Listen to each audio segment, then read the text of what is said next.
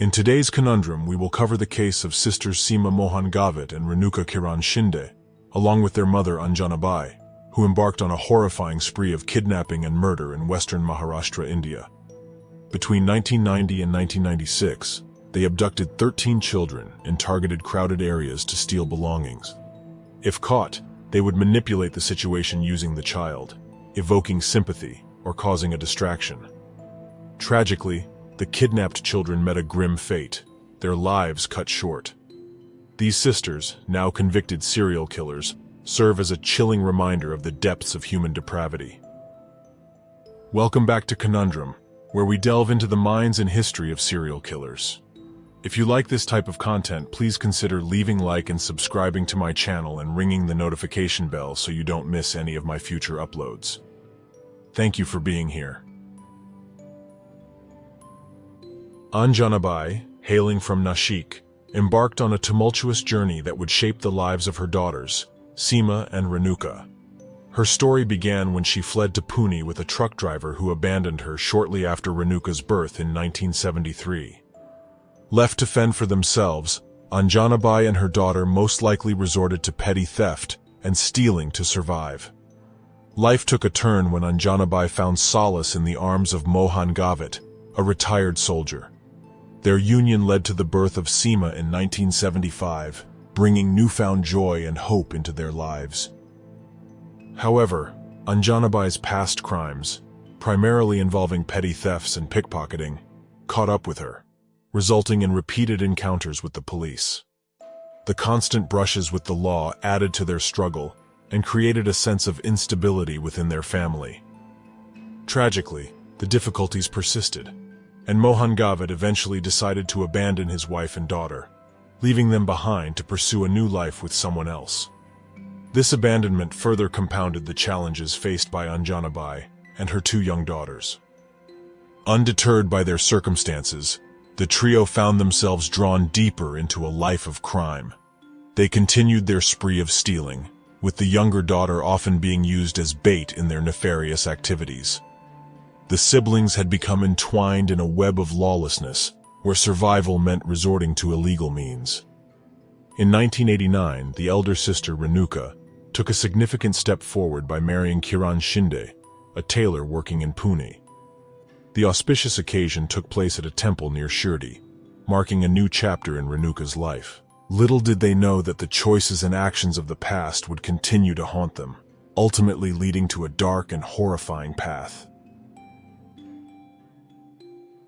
The chilling tale of the Gavit sisters and their mother, Anjana Bai, took a dark turn as their crimes escalated into a series of kidnappings and murders. In 1990, Renuka found herself caught during a theft attempt at Pune's Chaturshringi temple. However, she ingeniously used her toddler son as a shield, arguing that a mother with a small child couldn't possibly be a thief. The crowd, swayed by her plea, allowed her to escape. Renuka shared this incident with her mother and sister, sparking a sinister idea that would define their future crimes. From 1990 to 1996, the family embarked on a spree of terror, kidnapping an estimated 40 or more children, primarily from crowded places like temples and fairgrounds in Pune, Thane, Kalyan, Kolhapur, and Nashik. Among the charges brought against them were 13 kidnappings, mostly targeting children under the age of 5, and 10 murders. Disturbingly, many of the abductions went unreported, as the victims often came from impoverished families, and the authorities failed to give due attention to their cases. Kiran Shinde, Renuka's husband, played a crucial role as the getaway driver during the kidnappings. Their first murder victim was a beggar's son from Kolhapur, whom Renuka abducted in July 1990. They brought the child, whom they named Santosh, to Pune. In April 1991, while attempting to steal a devotee's purse at the Mahalakshmi temple in Kolhapur, Seema was caught. To divert attention away from her, Anjana Bai callously threw Santosh to the ground, causing him severe injuries. The helpless toddler cried out in pain, raising the fear of being caught among the family. In a horrific act, Anjana Bai brutally bashed his head against an electric pole, ending Santosh's life on the spot. The shocking incident unfolded with the rest of the family callously watching. even indulging in street food. They disposed of Santosh's lifeless body near a heap of old rickshaws. The children they kidnapped often met a grim fate if they wouldn't stop crying. Post-mortem examinations revealed injuries consistent with being thrown downstairs or repeatedly struck. In one heart-wrenching case, they murdered a 2.5-year-old girl, concealed her body in a bag, and callously carried it to a cinema hall, where they watched a film before discarding her on their way back. Another innocent victim, a 2-year-old boy, suffered a horrifying death, hanged upside down and subjected to repeated head-bashing against the wall. Throughout their spree of heinous acts, the accused displayed a shocking lack of concern or remorse. The extent of their atrocities and the absence of empathy sent shockwaves through society.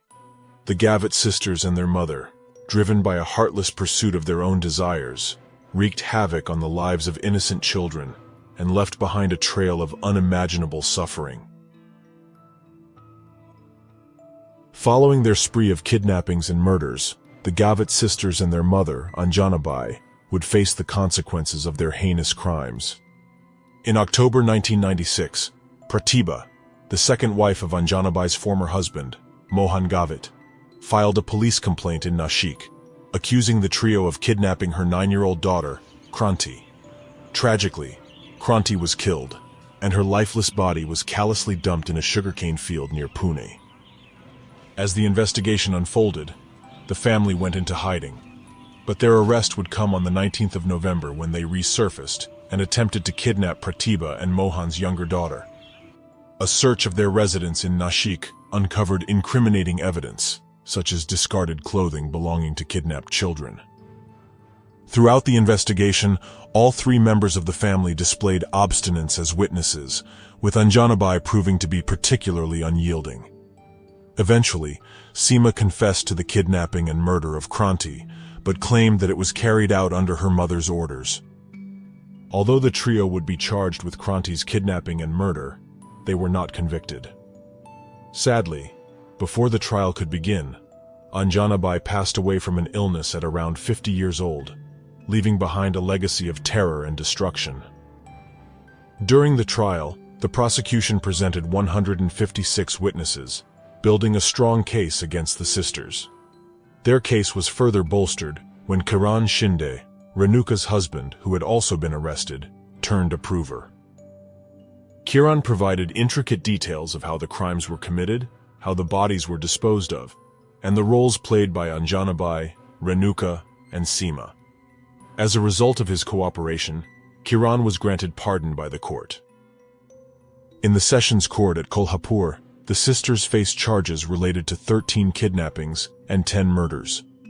On the 29th of June 2001, the court found the sisters guilty of all kidnappings, but convicted them of only 6 murders due to a lack of sufficient evidence for the remaining 4 cases. The Bombay High Court upheld their conviction on the 9th of September 2004, but acquitted them of 1 murder charge. The Supreme Court, in its ruling on the 31st of August 2006, confirmed the death sentence handed down by the lower courts. The trial shed light on the horrific extent of the Gavit sisters' crimes, painting a chilling picture of their callous disregard for human life. Their actions had left a trail of grief and anguish, forever altering the lives of the families affected by their heinous acts. The verdict served as a somber reminder of the gravity of their crimes and the justice sought for the innocent lives lost at their hands. Following the rejection of their mercy pleas, the Gavit sisters turned to the Bombay High Court, seeking commutation of their death sentence. In January 2022, the court granted their request, citing an unexplained delay by the state in deciding their mercy petitions. Their sentences were commuted to life imprisonment, and they will now serve their remaining days in Pune's Yerwada jail. The court acknowledged the heinous nature of their crimes and emphasized that their actions posed a significant threat to society. Original sentences would have marked the first execution of women in India since 1955. In a haunting tale that shook the nation, the chilling crimes of the Gavit sisters came to a dramatic conclusion. Their reign of terror, marked by kidnappings and murders of innocent children, left a trail of devastation in its wake. Special thanks to all of you who stick until the end. Love my viewers. Stay curious and stay safe.